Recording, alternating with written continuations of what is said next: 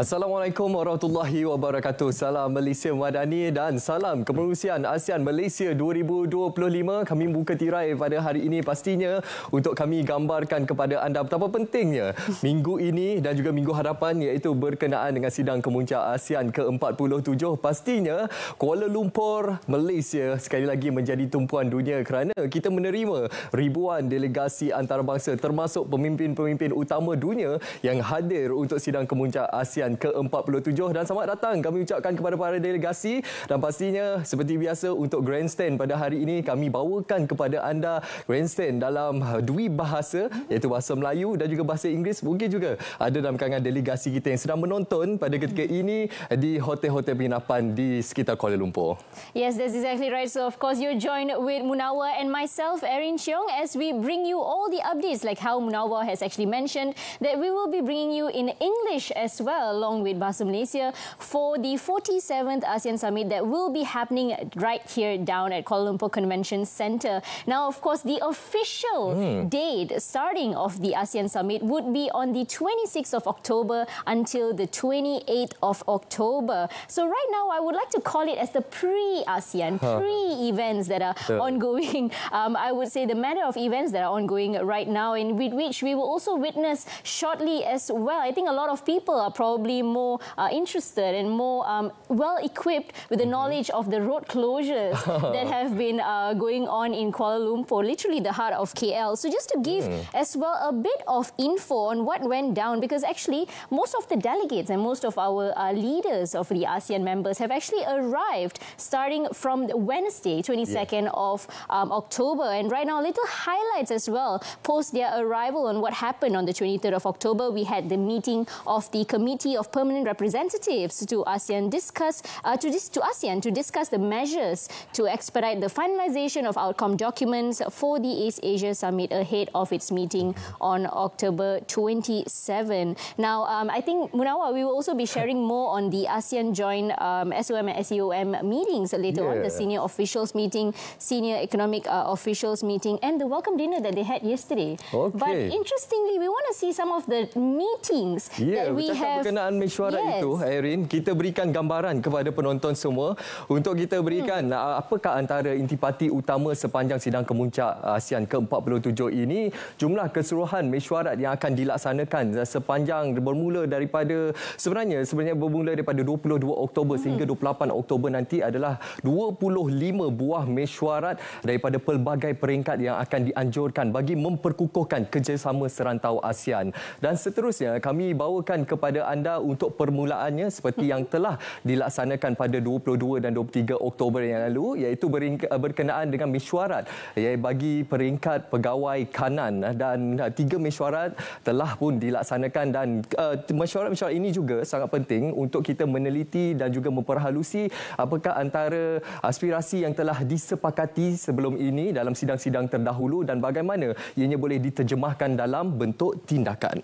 That's exactly right. And of course, along with that, some of the meetings that will be held at the leaders level, a total of 14 meetings for ASEAN leaders and dialogue partners to convene and set the strategic direction of the region. Now, this is, of course, including the separate meetings that will be held with the dialogue partners, including the United States, China, Japan, South Korea, India, to discuss specific areas of cooperation. Ya, seterusnya kita gambarkan ini merupakan peringkat yang kita katakan dia punya pelbagai peringkat, daripada peringkat pegawai kanan, peringkat menteri dan juga peringkat tertinggi adalah melibatkan ketua-ketua negara ataupun ketua-ketua kerajaan, khususnya dalam kalangan negara anggota dan juga rakan-rakan dialog utama. Dan ini merupakan peringkat menteri dan merupakan wadah yang paling penting juga untuk kita membincangkan pelbagai agenda, termasuklah agenda transformasi ekonomi dan juga agenda berkenaan dengan peralihan ekonomi digital dan juga peralihan hijau. Pelbagai perkara dibincangkan dan akan terus dibawakan ke peringkat tertinggi untuk kita membawa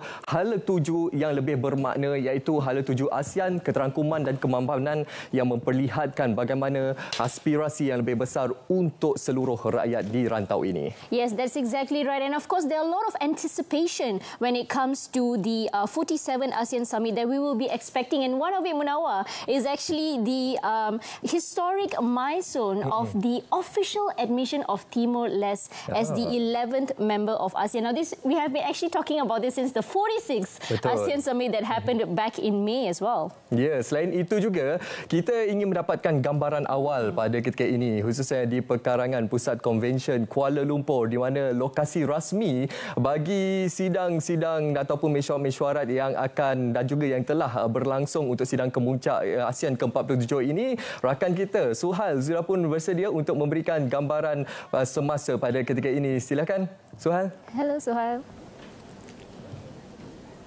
Ya, Munawar dan Irene, saya berada di Pusat Konvensyen Kuala Lumpur KLCC sempena sidang kemuncak ASEAN ke-47 yang terus menjadi tumpuan utama rantau ini minggu ini. Dan hari ini, tumpuan diberikan kepada pelancaran Pusat Kecemerlangan ASEAN untuk PMKS dalam peralihan hijau, satu inisiatif penting bagi memperkukuh peranan perusahaan mikro, kecil dan sederhana atau PMKS dalam usaha mencapai pertumbuhan ekonomi yang lebih hijau, inklusif dan mampan di seluruh Asia Tenggara. Majlis pelancaran yang dijadual berlangsung pada jam 3 petang hingga 3.30 petang hari ini akan disempurnakan oleh Menteri Luar Datuk Seri Muhammad Hassan yang mewakili Perdana Menteri Datuk Seri Anwar Ibrahim bersama penyertaan Menteri-Menteri Luar ASEAN serta Menteri-Menteri Majlis Ekonomi ASEAN. Penubuhan pusat ini dilihat sebagai langkah strategik ASEAN dalam membantu jutaan perusahaan kecil menyesuaikan diri dengan perubahan lanskap ekonomi global,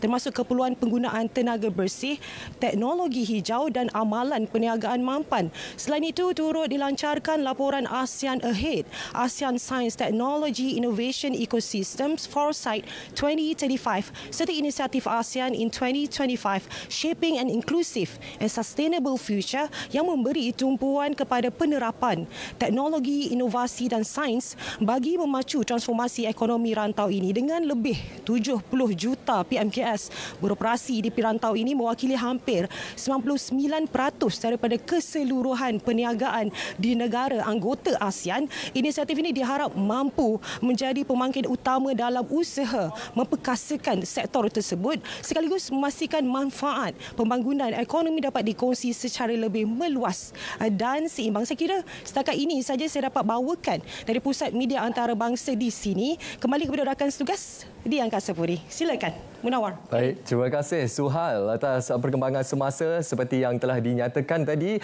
Antara tumpuan kita pada petang ini adalah berkenaan dengan majlis perasmian iaitu Pusat Kecemerlangan ASEAN, khususnya melibatkan pengusaha mikro, kecil dan juga sederhana. Bagaimana peralihan hijau ini penting untuk memacu daya saing mereka, khususnya bukan saja di rantau ini tapi juga di peringkat global. Yes, that's exactly right. But before we move towards that, we of course are very eager to know the story and the establishment of how ASEAN first came about. And especially for our viewers at home, this is something that you should really pay attention and focus on. Let's roll the clip. Saksikan.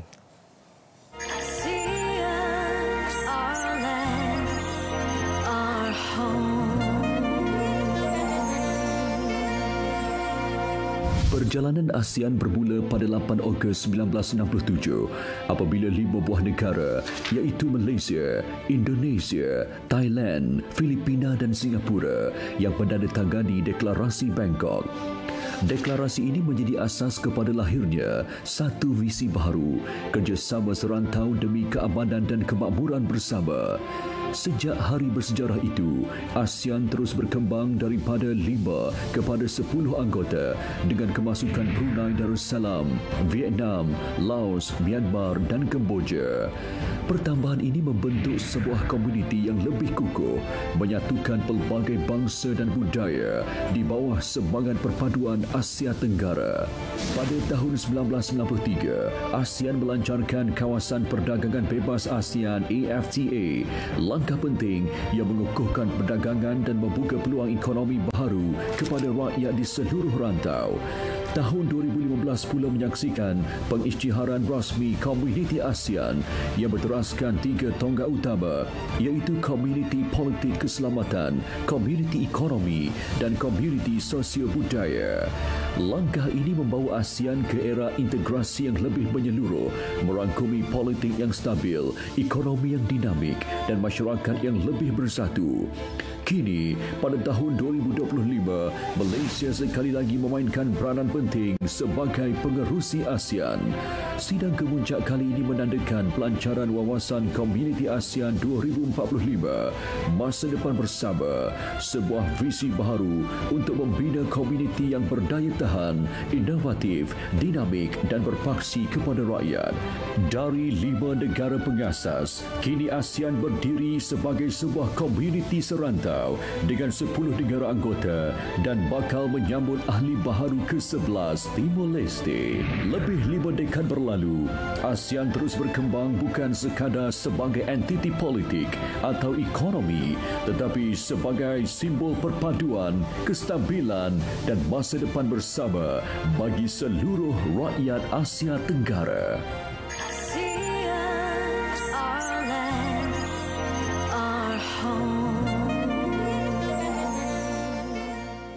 Okey penonton, itulah tadi sejarah indah penubuhan ASEAN bermula dengan 5 negara pengasas dan kini bergerak dengan 10 negara anggota dan tidak lama lagi insya-Allah pada 26 Oktober 2025 nanti akan bertambah satu lagi negara anggota iaitu melibatkan Timor Leste. Yes, and that's exactly right. And of course, before the official, I would say, welcome and launch of the 47th ASEAN Summit, we are right now at the pre-event, pre-ASEAN stage, as I would like to call it. And we are actually witnessing right now in KLCC that is happening. We actually will be having the launching ceremony of the ASEAN initiatives on inclusivity and sustainability. Now, this, as Suhail also shared earlier, would center around the ASEAN Centre of Excellence in Green Transition, report of ASEAN Ahead 2025, ASEAN Science Tech Innovation Ecosystem Foresight, and the ASEAN in 2025 Shaping a Sustainable and Inclusive Future.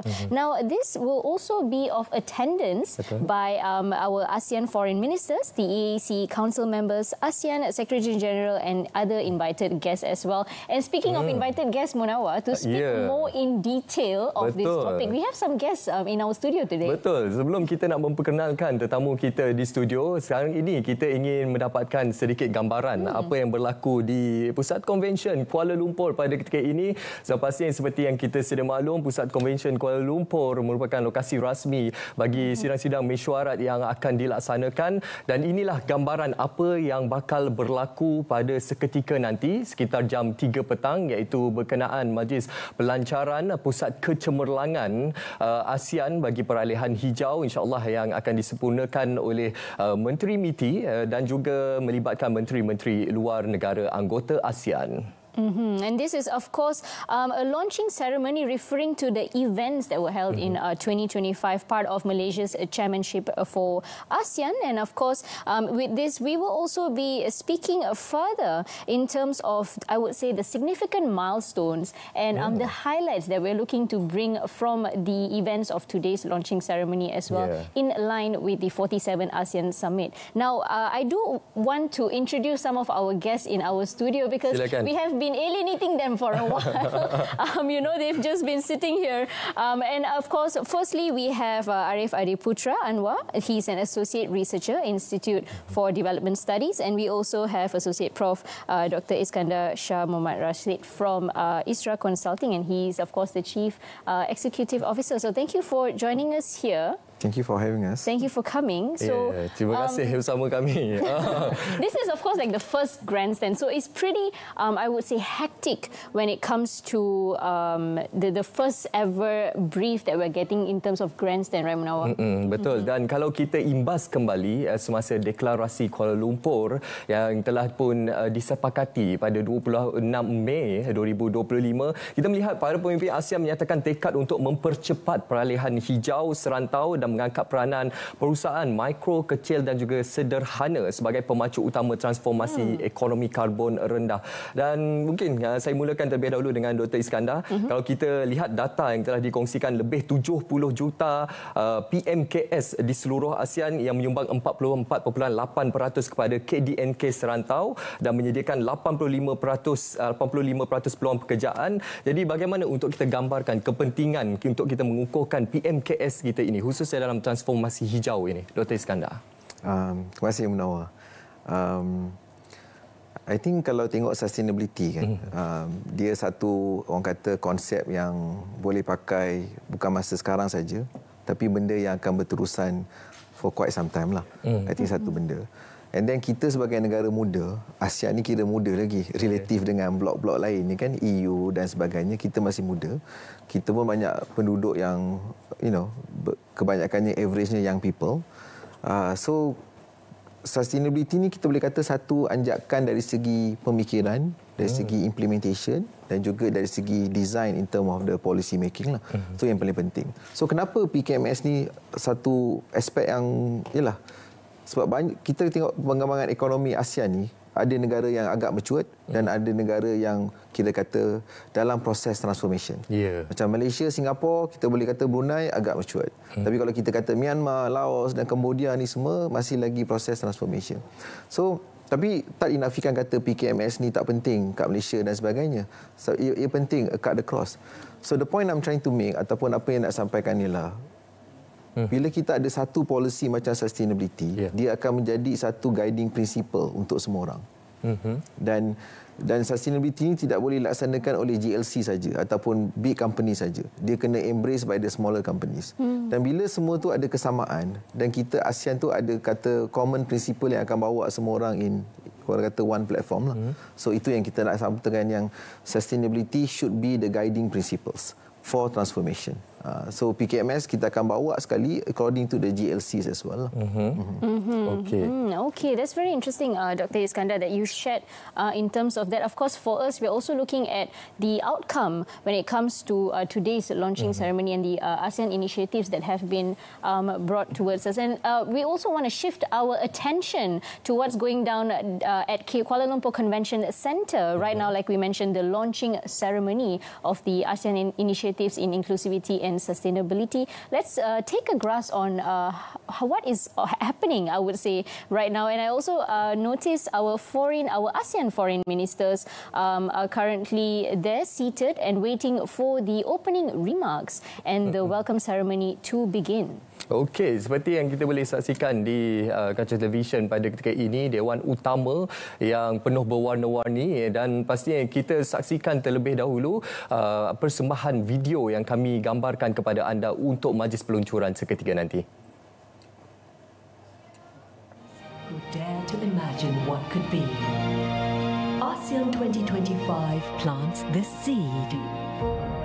A vision of sustainable and inclusive prosperity for all nations. From this vision, 3 unique initiatives take root. The first initiative,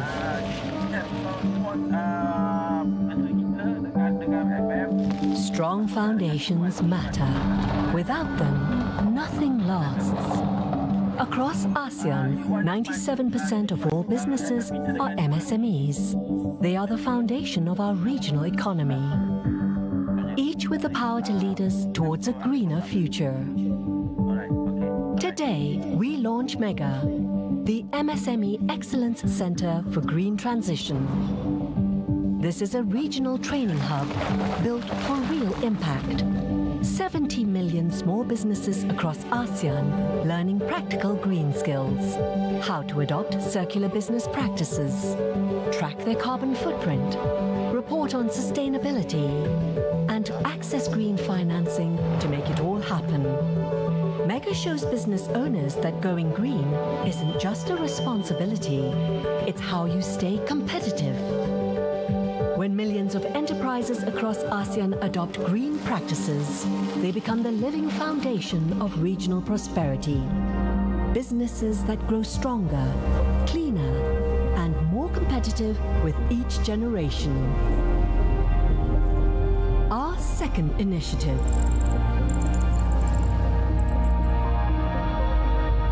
progress demands foresight. The most successful regions don't just respond to change, they shape it.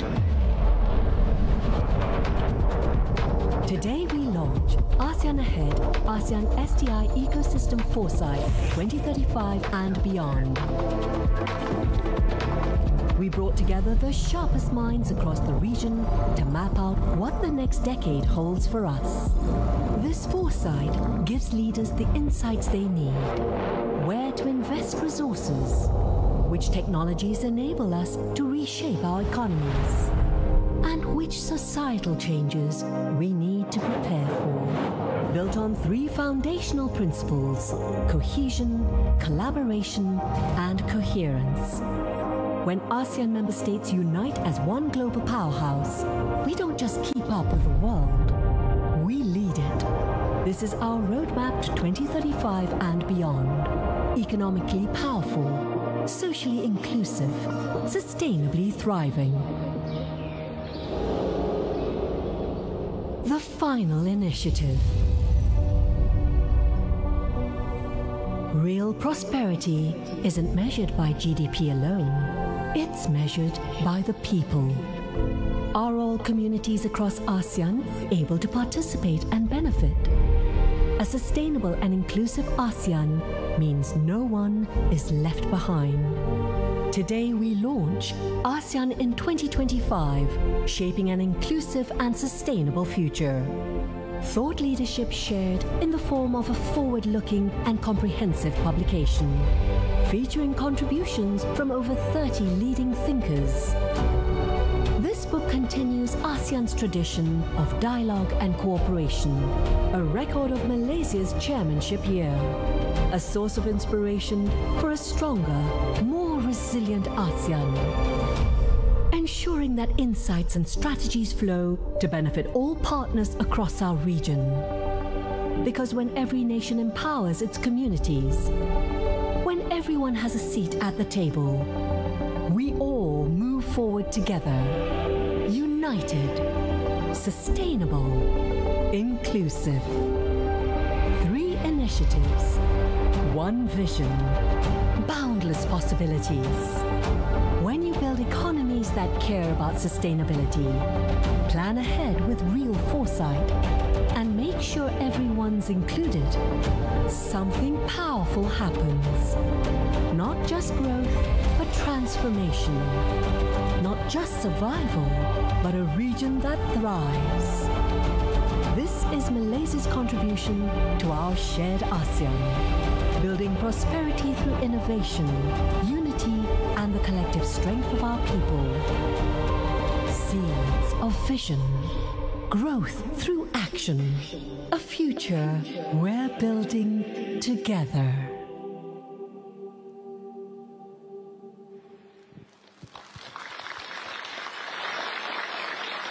Thank you. Excellencies, ladies and gentlemen, I wish to now invite the Honourable Datuk Seri Utama Haji Muhammad Haji Hassan, Minister of Foreign Affairs of Malaysia, to deliver his remarks. Please welcome.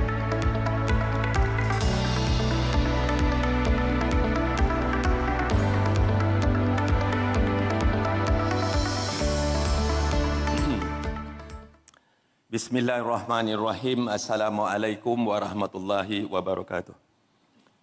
Terima kasih acara majlis Mr. Witawat Lamsam, Chair.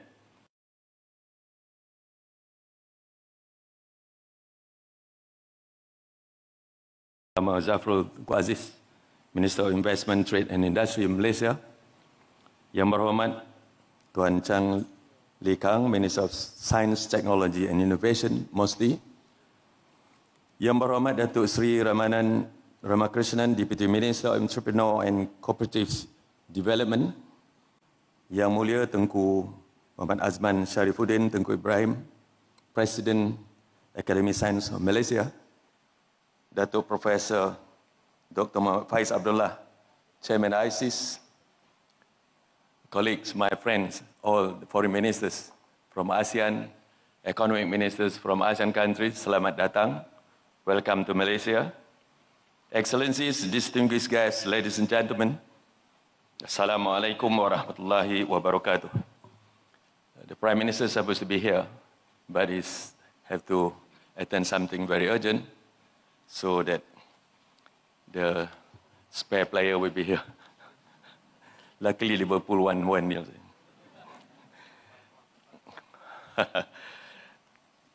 Excellencies, distinguished guests, ladies and gentlemen, I am pleased to welcome you all once again.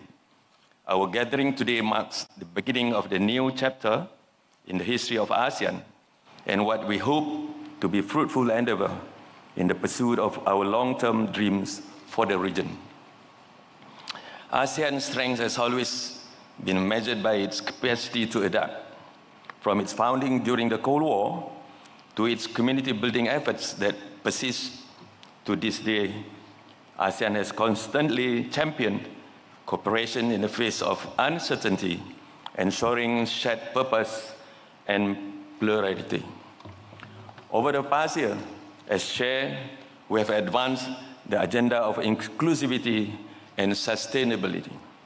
By centering our theme on those two principles, we ensure that the next phase of ASEAN's growth is anchored in enduring values. This will be decisive as we enter an era marked by increased geostrategic contestation, environmental challenges, and technological disruption. In that regard, today's launch carries special significance. It reflects not just what we have achieved together over the course of the year, but what we will leave behind long after this championship concludes. In no uncertain terms, the three initiatives launched today will form Malaysia's legacy to our 2025 championship, serving ASEAN and its member states well into the future. These initiatives, number one, the MSE Excellence Center, MSME Excellence Center for Green Transition in ASEAN. Number two, the report, ASEAN Ahead, ASEAN SDI Ecosystem Foresight 2035 and beyond. And the third one, the book, ASEAN in 2025, Shaping an Inclusive and Sustainable Future, are the culmination of months of collaboration, reflection, and vision. Each in its own way prepares ASEAN for a changing world. Together, they affirm our collective determination to shape a future that is inclusive and sustainable. Excellencies, ladies and gentlemen, throughout this year, our focus was clear: to ensure that ASEAN's progress is inclusive, leaving no member state or community behind, and sustainable, balancing growth with responsibility. The third initiative launched today represent that ethos in action, practical, forward-looking, and deeply rooted in ASEAN's shared values. The MSME Excellence Center for Green Transition in ASEAN, or MEGA, embodies the principle that economic transformation must begin at the grassroots. Across the region, micro, small, and medium enterprises are the backbone of our economies. They employ the majority of our workforce and drive local innovation. Through MEGA, these MSMEs will gain access to an education and training hub that will facilitate their transition to green, sustainable business models. By enabling all businesses to participate in the green transition, we are not only protecting livelihoods, but also preparing ASEAN's economy for the realities of the low-carbon future. The second initiative, the ASEAN Ahead, ASEAN Science, Technology, and Innovation Ecosystem Foresight 2035 and Beyond report, captures the region's effort to anticipate the future rather than be overtaken by it. In this regard, foresight is not gazing into a crystal ball, hoping to predict the future, but about readiness, about seeing further so that we can act sooner. The ASEAN Ahead reports identifies the trends, disruptions, and opportunities that will define science, technology, and innovation in the next decade, and offers pathways to enable SDI to become an engine of economies and for ASEAN's collective prosperity. Through this, we will ensure that ASEAN's progress is guided not by chance, but by choice, grounded in knowledge, driven by innovation, and directed toward a future that is inclusive and sustainable. The third initiative, the ASEAN in 2025, Shaping an Inclusive and Sustainable Future book, stand as both reflection and legacy. Ladies and gentlemen, with contribution from the over 30 of our region's leading thinkers, it gathers ideas across geopolitics, sustainability, trade, economies, and technology. These themes will define our shared destiny. This book reminds us that ASEAN centrality and relevance cannot be taken as a foregone conclusion. Rather, it demands continuous reflection, renewal, and reinvention. Guided by brave ideas that chart the course for ASEAN to remain a dynamic and forward-looking community in the decades ahead. Excellencies, ladies and gentlemen, taken together, these three initiatives reflect Malaysia's approach throughout our chairmanship. As we prepare to conclude our chairmanship, we do so with confidence that ASEAN remains strong, united, and ready to face the future. The work continues, but so does the conviction that together, this region can remain a beacon of inclusivity and sustainability for the world.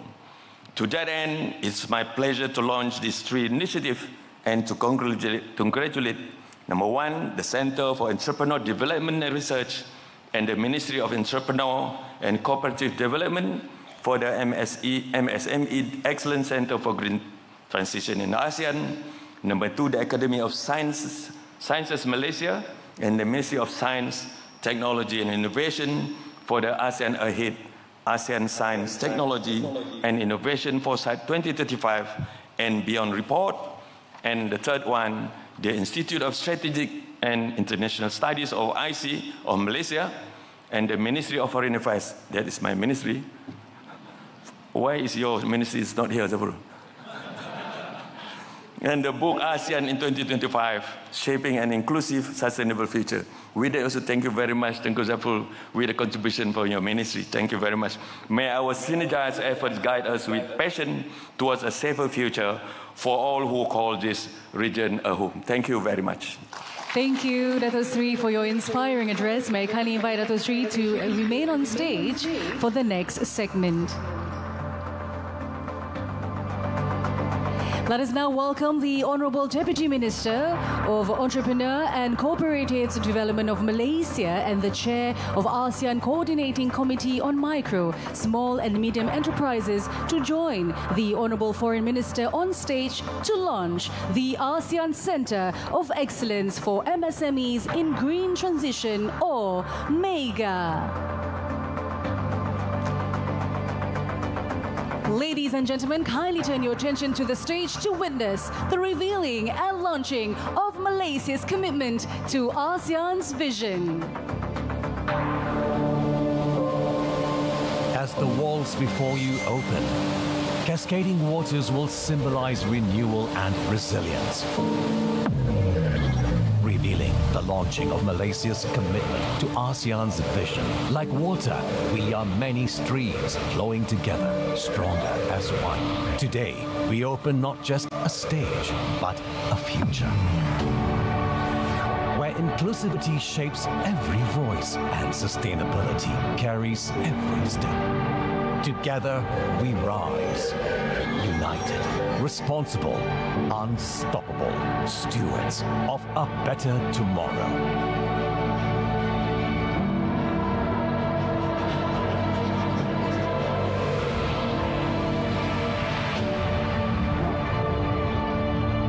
An inclusive and sustainable tomorrow. May I invite the Honourable Foreign Minister of Malaysia to sign the flag marking the launch of MEGA, a beacon of innovation and collaboration, empowering entrepreneurs across ASEAN to embrace sustainable business practices and champion a greener economy.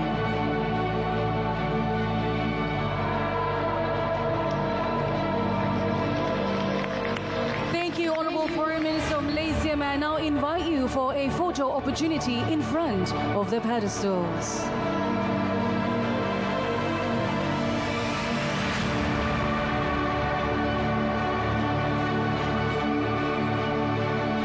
Thank Excellencies, may I invite the Honourable Deputy Minister of Entrepreneur and Cooperative Development of Malaysia and Chair of Rasmi to kindly return to your seats.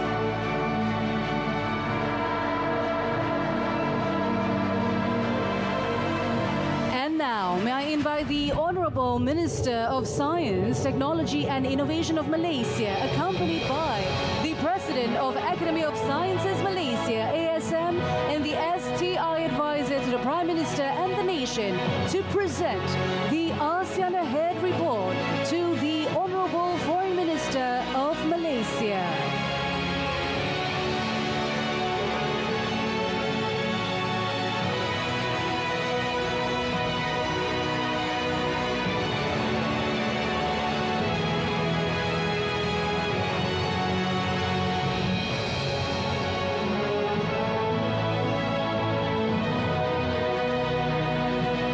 Your Excellencies, may we invite you to the centre stage for a photo opportunity.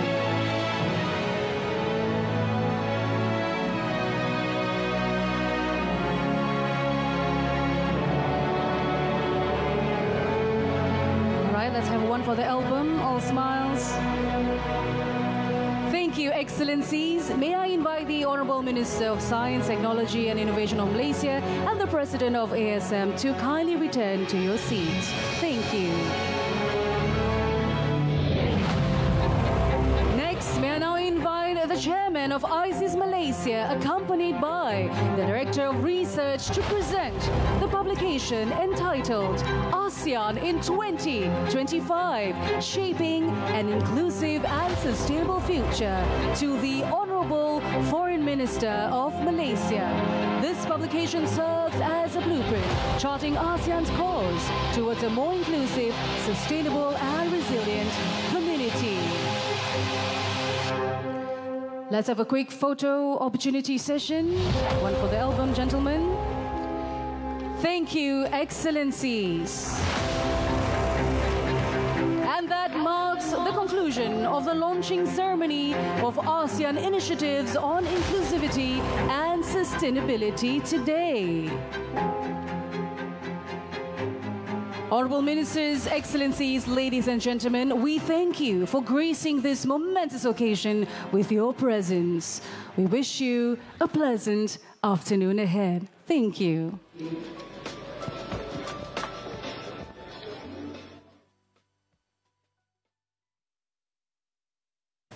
Okey penonton, seperti yang kita telah saksikan tadi, itulah tadi yang seperti yang kita nanti-nantikan atau cara utama di sebelah petang pada hari ini untuk tarikh 24 Oktober 2025 bagi sidang kemuncak ASEAN 2025 ini. Pastinya kita melihat kepada Majlis Pelancaran Inisiatif ASEAN dalam keterangkuman dan kemampanan, dan beberapa inisiatif telah pun diketengahkan, iaitu Pusat Kecemerlangan ASEAN untuk PMKS dalam peralihan hijau. Yang inisiatif kedua adalah laporan ASEAN Ahead, iaitu pandangan jangka panjang ekosistem sains, teknologi dan inovasi ASEAN 2035, dan juga ASEAN 2025 sebagai inisiatif ketiga, iaitu untuk membentuk masa depan yang inklusif dan juga mampan.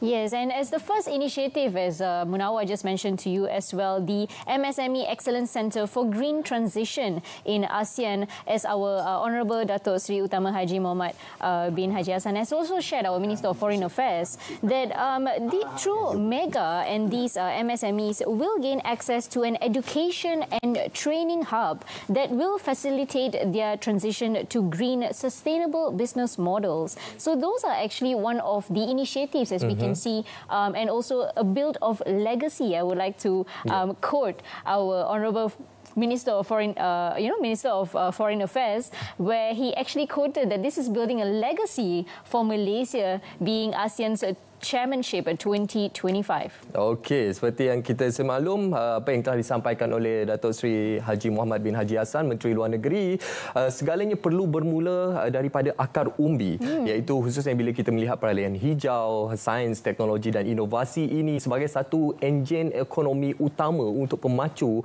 masa hadapan ASEAN, khususnya masa hadapan yang lebih lestari dan juga mampan. Kita masih lagi bersama dengan dua orang tamu kita, iaitu Encik Arif Adi Putra Anwar selaku penyidik Bersekutu Institut Pembangunan Penyidikan dan juga Profesor Madya Dr. Iskandar Shah Muhammad Rashid, Ketua Pegawai Eksekutif ISRA International Consulting Inchef University. Pastinya daripada apa yang kita dengar melalui ucapan daripada Yang Berhormat Menteri Luar Negeri itu tadi, apa yang boleh kita rangkumkan khususnya bila kita bercakap berkenaan dengan inisiatif peralihan hijau, kita bercakap berkenaan inovasi, sains dan juga teknologi dan melihat kepada masa depan ASEAN nanti?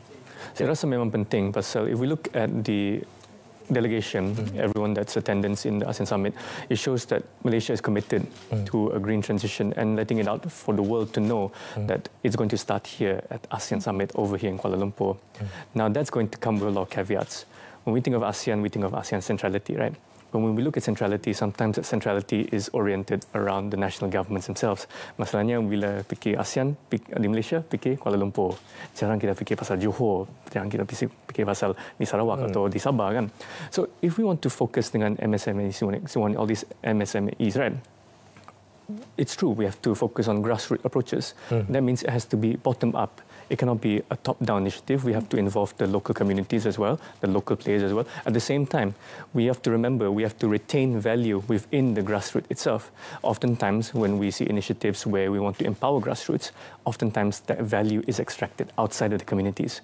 We need to think of initiatives that make sure that that value remains within the community so that they can spend amongst themselves, and then you develop that circular framework that we are looking for. And once it is circular, it is self-contained, and then that is where you can have a more greener transition as practices evolve and develop amongst themselves as communities. And speaking of the values, Mr. Arif, that you have just highlighted as well, also goes back to our ASEAN 2045, our shared future of the KL Declaration that was signed back in May. Now, coming to Dr. Iskandar, now I do want to ask in terms of, I would say, financial innovation, because we talk a lot about science, tech, innovation. But when it comes to, as the Chief Executive Officer of ISRA Consulting, how can financial innovation accelerate ASEAN's progress towards a low-carbon and climate-resilient development? I guess my question would be more on how it can accelerate the ASEAN's progress in terms of sustainable developments, low-carbon, and in terms of the Centre of Excellence focus that we have witnessed during the launch earlier. No, I think innovation means simplicity. So I think what is important is that right now, when you talk about these 10 countries, different level of developments. So the common principle should bring simplicity and bring us together. I think that's the most important thing. So if you listen to the speech by our foreign minister, 3 key aspects we highlighted. Number 1 is sustainability. Number 2, moving forward with technology. And the third, which is the most important thing, is that no one should be left behind, right? Inclusive, right? So how do we do that, right? So we need a leadership model, and we also need a good followers model. And the leadership should not just be centralized with one nation. For example, let's say you say Malaysia is good in Islamic finance. So then they can show a leadership in that aspect. So if they say Indonesia, let's say, is much more showing leadership in the context of SMEs, development of the small and micro enterprise, which basically the larger scale nations and everything. And then Thailand, for example, in the certain aspects. So leadership can actually bring the common principle together and bring the ASEAN countries and say, okay, these are the common principles. We all agreed on inclusivity, sustainability and technology. So how do we apply that? Okay, I think that's number 1. Number 2, which is the most important thing, is that we need to think as an ASEAN. I think that's very important, all right? So this idea that, we are trying to compete among ourselves, trying to show that, who is better within this smaller so-called bloc, it's not going to bring much value to us. Let me just qualify what I'm trying to say. Kalau kita tengok kan, Malaysia kecil je. Our economy baru dalam 500 bilion. Okay, relatively quite big, tapi relatively small compared to China dan sebagainya. Okay, China dah almost 20 trillion US dollar, kita about $500 million US dollar. Then tapi kalau kita add up everything, ASEAN will become the 4th largest economy bloc in the world.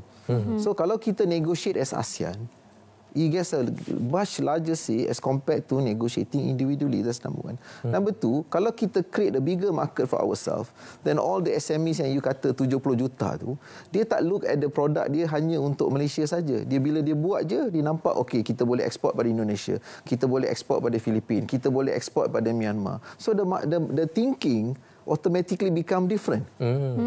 Betul. Kan? Dia daripada awal lagi, the thinking is become different. And then is supported with the proper technology. So technology ni is just a process of accelerations, kan?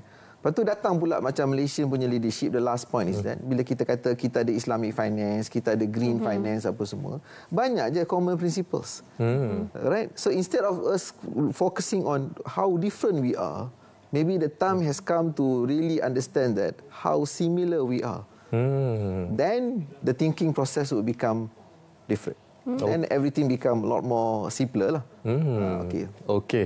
Selari apa yang disampaikan oleh Dr. Iskandar itu, ialah kita bercakap berkenaan dengan inclusivity ataupun keterangkuman, dan kita tidak mahu mana-mana negara anggota ataupun kelompok yang kita kategorikan seperti kelompok OKU, kelompok di luar desa ataupun kelompok mungkin usahawan wanita tercicir daripada menerima segala manfaat daripada sidang kemuncak intipati yang digambarkan oleh apa yang telah berlaku pada hari ini. Dan bercakap berkenaan inovasi ini, saya kongsikan kepada anda 6 negara anggota ASEAN kini tersenarai dalam 55 teratas indeks inovasi global. Dan bagaimana untuk kita menggambarkan konteks keterangkuman itu sendiri, khususnya untuk kita tidak meninggalkan negara-negara seperti Vietnam, Cambodia, Laos, Laos PDR dan juga beberapa negara yang lain, untuk kita bersama-sama maju ke hadapan untuk kita membentuk satu manfaat yang lebih makmur, dan juga mungkin kita boleh membentuk satu pasaran tunggal yang berdaya saing. Saya rasa tu prinsip inclusivity kan, it has to be reflected domestically juga. Pasal when, like I said, centrality sometimes refers to the national governments themselves, to the centre, the urban centres themselves. When, let's say, look at countries like Vietnam, very huge urban sprawls focus in the urban areas, but at the same time you have a huge rural base as well. Similar story of most of the ASEAN countries. Indonesia has a huge rural base. Malaysia also has a huge rural base. So how we also make sure that's inclusive of all the communities within the ASEAN countries themselves domestically, I think that is how we can get a better picture of how we can develop more inclusivity amongst member states as well. Let's take, for example, let's say in Sabah, right? We have urban sprawl mostly in the East Coast and West Coast, right? But we don't have much of that in the hinterland, the rural areas, where we see a lot of SME activities happening post-COVID. A lot of SME driven by Sabah is in those areas, right? However, when connection to markets, right, inclusive markets, sometimes they have more closer connections to, let's say, southern Philippines, closer connections to Kalimantan, not so much with, let's say, Thailand or in, let's say, Semenanjung here in Malaya, right? So how Malaysia can actually make it more inclusive so that Sabah is able to become an engine or vehicle within their particular sphere, sub-regional development as well, helps also cultivate a sense of inclusivity that it can propose over at the regional level as well. So it's a case of we must follow these practices and principles at home as well, so that we can actually be promoting it abroad. Okay, I think I would like to add on to Munawa's question, and also Mr. Arif, as you shared earlier, but we are looking at the ASEAN Centre of Excellence, because this is a launch of a new, I would say, sustainable approach of a green technology and stuff like that. So I would like to also ask, like, how particularly the Centre of Excellence as a whole can actually bridge a gap between the policymakers and local communities to ensure that inclusivity in sustainable initiatives. Because like you mentioned, sometimes when it goes to, and you're very specialised in rural areas of Sabah, in terms of research. So when we look at that, there is a bit of discrepancy, and at times, initiatives that will be taken here in Kuala Lumpur will not particularly match the environment there. So in that sense, how can the ASEAN Centre of Excellence that has been launched can bridge between that? Well, local problems require local knowledge. Locals that are on the ground knows what's going on the ground. They know what kind of solutions there are there, and they know what available tools that can be developed when it comes to grain sustainability. Let's take, for example, Malaysia's goal for forest reserve covers is 50%. Sabah has managed to cover that up to 62%. 3.8 million hectares of land is under forest reserves for Sabah. We are essentially the carbon sink for the entire country. Because of Sabah, we are able to offset most of the carbon emissions across the country, right? So that means we have an idea of what what it means for conservation, green sustainability. And we've seen that be translated into business models as well. We've seen the propping up of homestays, which are not just privately led, but community led. We've seen one in Tongon, I believe, that's about 150 people in a particular community are in a shared cooperative that runs homestays, that runs all these kinds of cooperative models, and shows that they can generate revenue as well. So I believe the idea for policymakers is to probably look at how much autonomy can be given to these cooperatives, to these communities as well. We can take, for example, what happens in the southern Philippines. They are right now pursuing a model where the national government is devolving certain powers to particular people's communes so that they are able to decide, okay, we know that this is an issue with erosion, landslide, flooding issues. So let's try apply local knowledge to that problem, and they have been able to do that. They've been able to generate, I believe, $2 million in terms of timber extraction revenue, but at the same time still preserving the environment. So maybe when looking towards the future, we need to look at more inclusive models that also involves a bit of letting go of policymaking at the central level and more towards the local level. Okey.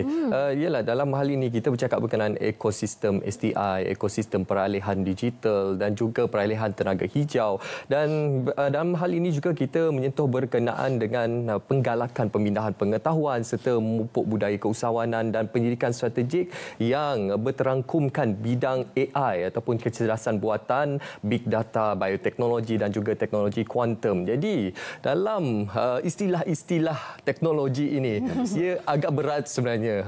Jadi bagaimana kita melihat cabaran yang dihadapi oleh PMKS kita, khususnya yang mungkin berada di luar bandar ataupun startup bisnes pemula yang mungkin mereka menghadapi kesukaran dalam menjalankan perniagaan mereka untuk diaplikasikan dalam inovasi yang sedia ada dalam ekosistem ini. Betul. Soalan yang samalah, soalan dia agak berat kan. Dia SME ni, dia paling struggle ialah adaptasi. Okey. So teknologi ni dia sebenarnya memudahkan adaptasi. So I think we all have to remember ataupun kita kena faham ialah macam mana kita nak memudahkan SME ni supaya dia bergerak daripada macam sahabat kita kata, daripada local solution to the global punya stage. I think itu yang paling penting. So bila ada center of excellence apa ni semua, banyak R&D yang perlu dijalankan oleh SME tu kita boleh kata outsource. Macam Center of Excellence ni dia akan ambil semua contoh terbaik ni, contohnya di Sabah, contohnya di Filipina, contohnya Indonesia ni semua dia bawa di semua. Okey. Ini semua knowledge yang kita dah ada. Macam mana kita nak simplify knowledge ni untuk educate SMEs. Sebab SMEs ni bukan macam syarikat gergasi-gergasi yang besar di mana dia ada R&D sendiri. Kalau kita ambil lah syarikat besar, Google, Intel dan sebagainya, dia invest banyak on R&D. Tapi SMEs dia lebih isu kos, isu kecairan, kan, isu dapatkan financing. So banyak lagi isu-isu yang 1, 2, 3 ni yang perlu diselesaikan. Lepas tu kita nak cakap dengan dia orang, oh you kena buat AI, you nak kena buat quantum computing kan. So teknologi yang kita nak pindahkan. Contohlah, saya bagi satu contoh before saya pasik balik kat Munawar ialah. Katakanlah kita nak buat tanaman cili kan. Kan? Banyak syarikat ni tanam sekejap rosak, okey dia give up. Tapi kalau awal-awal katakanlah kita dah guna AI, kita dah tahu cuaca macam ni, air kena banyak macam ni, baja kena banyak macam ni kan. Cuaca macam ni, itu semua AI dah programkan. Lepas tu kita transfer teknologi tu kepada SMEs. So maksudnya kebarangkalian dia tu untuk gagal tu lebih rendah daripada so tinggi lagi kebarangkalian dia berjaya. So kita tak boleh nak cakap perkataan besar-besar ni, oh you know you kena buat AI, quantum computing dah ada apa semua kan. Dia orang ni lebih kepada simplicity. So itu yang Center of Excellence dan juga inisiatif ASEAN ni perlu. Dia ambil semua prinsipal, simplify, bagi dekat semua orang dengan cara yang paling simple dan paling yang standardized supaya we can speak the same language. Satu lagi center ni, kalau kita boleh bawa ni, so bila kita amalkan benda yang sama, so kita dah boleh cakap dengan Thailand, kita cakap dia pun faham sebab sama kan. Kan bahasa implementasi polisi sama kan. So bila berjaya tu, ASEAN lah yang berjaya. Bila ASEAN berjaya, nanti kita akan jadilah macam European Union. Nak cross border pun senang, nak melancong pun senang, cross mobility pun senang. So ekonomi kita akan bergerak sebagai ASEAN yang lagi besar. Kan? So that will be the next growth for Malaysia. We have to think that we are part of the bigger ecosystem instead of kita selalu fikir, oh ni ini Malaysia punya agenda kan.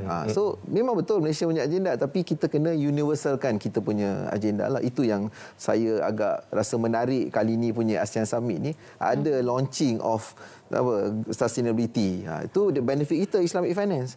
Kedua, science, AI, benefit kita juga sebab kita yang akan implement benda tu kan. Ketiga, inclusivity. It will become a good example for the rest of the countries to follow. Of course, Dr. Iskandar's point it definitely reflects the ASEAN 2045 declaration on our shared future that was introduced. Now, I don't want to ask you, Dr. Iskandar, because I think we are quite aware as when it comes to MSMEs, or mainly SMEs as well, they have a particular focus when it comes to developing their businesses, their companies. It's always financing, it's always coming down to the funds. How or what kind of initiatives do you think the ASEAN Centre of Excellence currently is undertaking to bring them or to divert their attention to green tech, and what is more important in that sense? Do you think there's enough initiatives that have been done? I think there are two ways to look at it kan. One is demand side, on the other one is to create the supply side. Okay. So how you create, for example, the demand for this? So, for example, if you tell the MSMEs, okay, if you adopt a certain principle, you get a preferred rate of financing. Okay, so let's say you reduce this certain amount of carbon emission, as a reward, you are included in our list, and this particular list, you will get, for example, preferred financing. So that based on that preferred financing, you can actually reduce your cost. Or maybe the government can simply say, if you do all this, if you want to hire foreign workers, or you want to hire, for example, local workers, you get certain advantage. So first, you need to incentivize SMEs untuk adopt, for example, inilah. Kedua, or second thing is that the Centre of Excellence can also come out with a simple scorecard mechanism. Kan? So you evaluate, all the SMEs according to the action item is work. Okay, you evaluate. Okay, you kata, okay, this one is grade A SMEs. So grade A, if you want to adopt a new technology, kita bagi, let's say, tax exemptions, example lah. Okay, or you do this, you get to. Because behavior has to be incentivized. Okay, so if you start changing the behavior, so collectively you're going to see the outcome in such a way that people will say, okay, why don't we practice macam mana SMEs in Malaysia are actually doing their business. Macam Encik Munawar katakan, dia impact ni bukan saja gaji tinggi. Betul. Impact ni, you include women, also impact. You reduce child labour, also impact. You care for the environment, also impact. You get the point I'm trying to make. So our mindset has to go beyond financial, but also look at all the non-financial benefit. Because if SMEs tak berubah, whatever the big companies and GLC buat, tak cukup. Betul. Itu yang kita cuba gambarkan khususnya pada petang ini berkenaan PMKS ini. Berapa pentingnya mereka menjadi tulang belakang kepada ekonomi ASEAN pada ketika ini. Dan tadi Dr. Iskandar dah menyentuh berkenaan dengan inisiatif berkenaan dasar rendah karbon ini. Jadi saya juga kongsikan menurut ASEAN Economic Community Strategic Plan 2026-2030, usaha penyah karbonan dan tenaga boleh diperbaharui, dijangka mewujudkan sehingga 12 juta pekerjaan hijau menjelang 2030. Dan yalah, Encik Arif, mungkin kita boleh melihat potensi ASEAN dalam hal ini. Kalau saya membaca berkenaan deklarasi Kuala Lumpur 2045 ini, ianya menyentuh berkenaan dengan latihan kemahiran hijau, pekerjaan hijau. Mungkin untuk kebanyakan rakyat di negara ASEAN ini, ianya agak baru jugalah untuk kita beralih kepada perkataan yang dikategorikan sebagai hijau ini. Jadi apa potensi yang boleh kita gambarkan dalam ini? Kita nak pergi perlu pergi jauh. Kita boleh lihat model Sarawak sekarang. Dia orang sudah empower dia orang punya Sarawak Biodiversity Council, dan it's meant to address semua ni green punya sustainable practices, tetapi dia orang punya anchor guna kearifan tempatan. They use local knowledge, sourcing out local wisdom to create products, and then they provide incentives and support, like Prof mentioned, that's beyond finances. They want to provide support such as intellectual property protection, social protection benefits. These are small little things that also benefits the SMEs as well. Sometimes when people want to engage in SMEs, the social protection sometimes is not readily available. So when we think of intervention in the sense that we need to support SMEs in the sense that they can still stand on their own by providing their own unique products, right? Then that's how we can start promoting all these more greener, sustainable practices, which has shown at the local level is readily available. The knowledge is there. The R&D, you don't have to go invest so much in R&D. Take, for example, for us, we have done some programs with Kearifan Tempatan, Kearifan Local, where we bring a lot of younger students to come and present to us what is it the solutions they are tackling, everyday solutions that they are seeing, things such as sewage, wastage, right? And what kind of local solutions that they have themselves immersed by their culture can actually bring to the table. And we've seen that also with, let's say, things like STEM Quest, where we've seen that you don't have to go far, you don't have to invest so much in R&D. Solutions are readily available. The simplest solutions are readily available, and they're very much informed by the local context that a lot of these innovators grow up in, that they're immersed in. So we don't have to go that far at all when it comes to green sustainable practices. It is very much ingrained, and I believe now with a younger generation, Gen Z, which I believe is the most aware when it comes to sustainable futures, they, I believe, are leading that path. So in terms of natural progression, I think we will get there when it comes to a sustainable economy, because that is what is in demand now. A lot of companies now, even big companies, they want to try to paint themselves as a very green and sustainable company as well. So the market itself is already incentivizing or even promoting these kinds of practices. Now, I do want to dive a little deeper from Munawar's question as well, because we were looking at the report of the ASEAN Ahead, or ASEAN Science, Tech and Technology and Innovation Ecosystem Foresight 2035 and beyond, as our Minister of Foreign Affairs initially shared as well. So this report is actually produced under the auspices of Academy of Sciences Malaysia, together with researchers from ASEAN member states. And it actually aims to serve as a strategic blueprint for science, technology and innovation ecosystem of the Association of Southeast Asian ASEAN nations, of course, ASEAN's region as well, helping align in a long-term foresight and prepare them for global disruptions. Now, when it comes to the role, as we've seen some of the ASEAN researchers, I would like to shift a little to when the implementation of this STI, I would say, report is actually implemented here. In line with that, how do you view the role of research institutions such as yourself, like IDS, in shaping ASEAN's science, technology and innovation foresight? So what can you take from the report that has been done? I think it's proven that institutions, even like Academy of Science Malaysia, has shown that they can make that bridgehead between what is going on the ground, the realities, and then informing policymakers.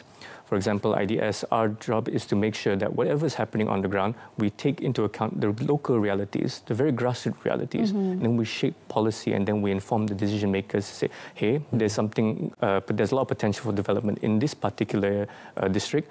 We must do something to help incentivize growth and potential and realizing that potential. But at the same time, we must recognize that whatever development has to be done, like I said, value has to be retained within that community that we are developing. We're not saying that value must be brought to Kota Kinabalu. No, the value must remain within. At the same time, that will have the spillover effect that we are intending when it comes to the grassroots economy itself. Now, when it comes to other institutions, we work together with UMS a lot because they provide the more theoretical expertise. It's how we translate their expertise itself, the experience, into actionable policy. And that's what institutions such as IDS does, it's what ISIS does, what ASM does as well. Moving forward is trying to make more palatable, very complex, sometimes complex issues.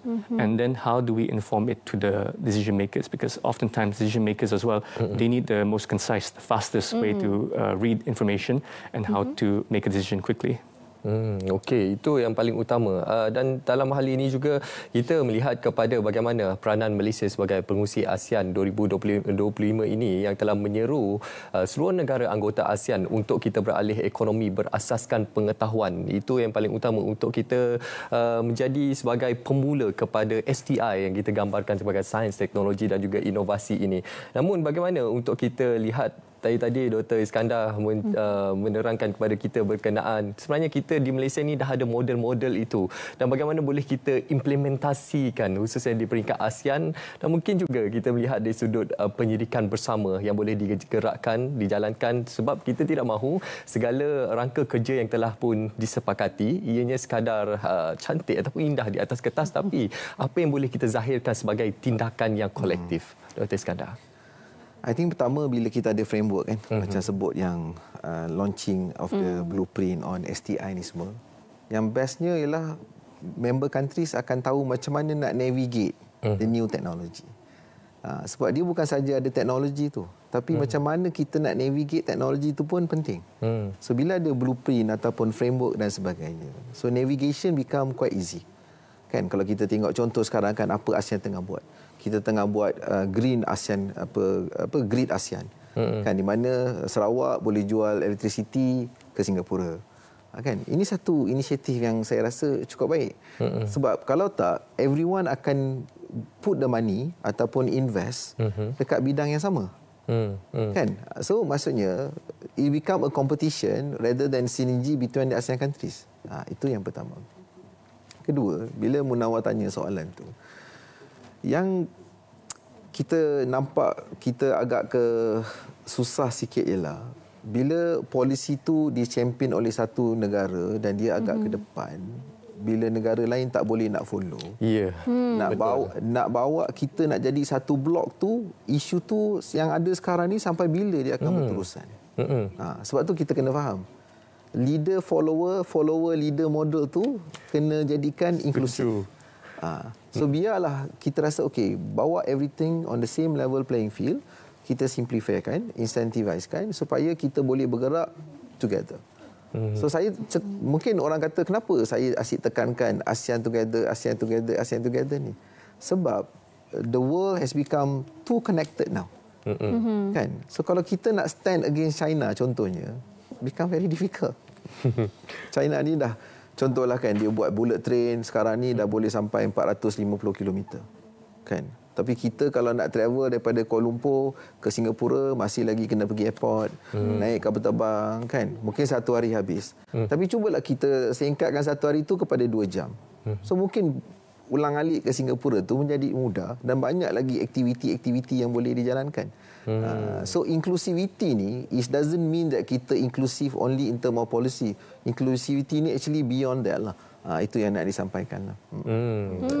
Okay, that's really interesting, Dr. Iskandar, that you're talking about, of course, bridging gaps. That's what we're looking at. We're looking at connectivity, inclusivity across the ASEAN members as well. And I do want to shift in terms of the science, technology and innovation that we've just been discussing about. Now, some of the forward-looking priorities that we're looking at from the outcome would be strengthening regional collaboration in innovation, research and development, sharing data and harmonizing standards, and as well as building up startup ecosystems, encouraging entrepreneurship and scaling innovation as well, including leveraging emerging technologies like AI, 5G, semiconductors, digital infrastructure, and other initiatives to raise ASEAN STI's competitiveness. Now, I do want to shift gears back to Dr. Arif. In terms of that, with all that I've just listed and also from the report of Beyond, what are some critical areas of STI development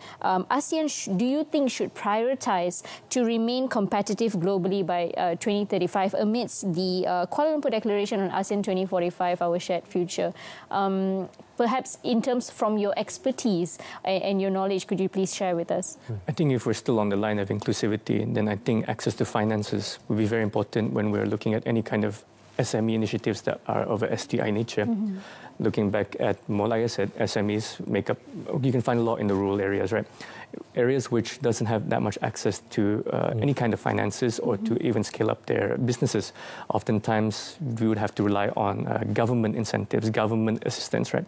But where are the private players? Where are the venture capitalists involved here? Where are the private investors as well? How do we attract them, not just to assist in big projects, but to assist them in developing and harmonizing SME model, where SMEs are also able to tap into available finances by proving their products as well, by showing that it is investor friendly, is able to compete, and investors do like that. But at the same time, creating enough safeguards to ensure that the SMEs themselves do not suffer the same issues that bigger corporations do, which is answerable to their shareholders and all that. Because SMEs were trying to figure out what is the goal for SMEs? Is it a sustainable green business, but also or is it trying to scale them up to compete as just as much as MNCs or even the bigger companies, right? So also it's establishing the baseline expectation of what we want these SMEs to be. Sustainable, green sustainability, yes, but when it comes to scale, what are we exactly looking for when it comes to that? Okey, kita melihat kepada cabaran semasa yang sentiasa berubah daripada zaman pasca pandemik COVID-19. Kita melihat bagaimana PMKS kita berubah daripada kaedah perniagaan konvensional kepada kaedah yang berbentuk digital. Dan sekarang ini kita bercakap berkenaan peralihan hijau. Jadi cabaran tu sentiasa ada, namun ia sentiasa dilengkapi dengan pelbagai inisiatif-inisiatif diperkenalkan oleh pihak kerajaan, khususnya di bawah kepengurusian ASEAN Malaysia pada ketika ini. Dan bercakap berkenaan ekosistem sains, teknologi, inovasi ini, bagaimana pentingnya juga untuk kita bersama-sama dengan bukan sahaja dalam negara-negara anggota ASEAN, tapi juga bersama dengan rakan dialog yang utama seperti China, Amerika Syarikat, Jepun yang sudah jauh ke hadapan, dan juga mungkin juga kita boleh bekerjasama dengan syarikat multinasional, syarikat yang boleh membantu memperkasakan lagi usahawan-usahawan PMKS kita. Dr. Iskandar. I think soalan yang cukup menarik, Munawar. So kalau boleh saya bagi analogi simple lah kan. So untuk SME nak berjaya ni, ada dua, dia entrepreneur ni dia ada dua pemikiran. Satu, memang dia nak build business dia sampai jadi besar. Ada pula yang nak build business dia, lepas tu dia nak jual dekat syarikat yang lebih besar. Kan? So your point tu memang valid lah. So tapi kalau bila kita create that ecosystem tu kan, ada negara yang besar provide funding, lepas tu ada yang support yang kecil. Kan? So Jepun support teknologi transfer to Malaysia, Malaysia katakanlah buat teknologi transfer to Timor Leste. So bila kita kata ada rangkaian yang kata-kata strategik tu, maksudnya anyone yang start the business daripada mana-mana pun dia dah boleh nampak dah jalan dia macam mana dia nak migrate daripada local player kepada regional player dan eventually kepada global player. So all the initiative tu dia sebenarnya bukan tak ada kaitan. Green, teknologi, inclusivity ni kalau kita put them together, sebenarnya is a mother of all policies. Sebab itu yang kita nak achieve dekat ASEAN ni sebenarnya. So eventually bila kita combine tiga-tiga ni, you akan nampak the transformation of ASEAN tu become a level playing field untuk all the members. Contohnya simple lah, technology is the enabler. Sustainability would be the outcome, the principle kan. Inclusivity means that the policy would be easy to adapt to everyone. So memang cantiklah ada tiga tema yang kita pilih untuk tahun ni lah. Okey, nampaknya kita sudah pun sampai ke penghujung grandstand kita pada kali ini, penonton. Fokus kita pada petang ini adalah berkenaan Majlis Pelancaran Inisiatif ASEAN dalam keterangkuman dan kemampanan. Seperti yang kita war-warkan, tiga inisiatif telah pun diperkenalkan, iaitu Pusat Kecemerlangan ASEAN untuk PKS dalam peralihan hijau, Laporan ASEAN Pandangan Jangka Panjang Ekosistem Sains, Teknologi dan Inovasi, dan juga ASEAN 2025 membentuk masa depan yang lebih mampan. Yes, and of course, do tune in with us as we bring you more updates on what's going to be happening around the 47th ASEAN Summit right here in RTM. We will be bringing you all the updates, the welcome ceremony, and of course, I would like to tell you to just tune in so we can keep a bit of surprise for you as well. Ya, pastinya kami di RTM akan bawa 10 grandstand. Hari ini kita bawakan grandstand yang pertama, ada berbaki 9 grandstand lagi berkenaan sidang kemuncak ASEAN. Terima kasih kepada kedua-dua tetamu kita, Dr. Iskandar dan juga Encik Arif, pastinya untuk kita membawakan perincian pada petang ini. Dan sampai sini saja. Salam ASEAN. Assalamualaikum warahmatullahi wabarakatuh.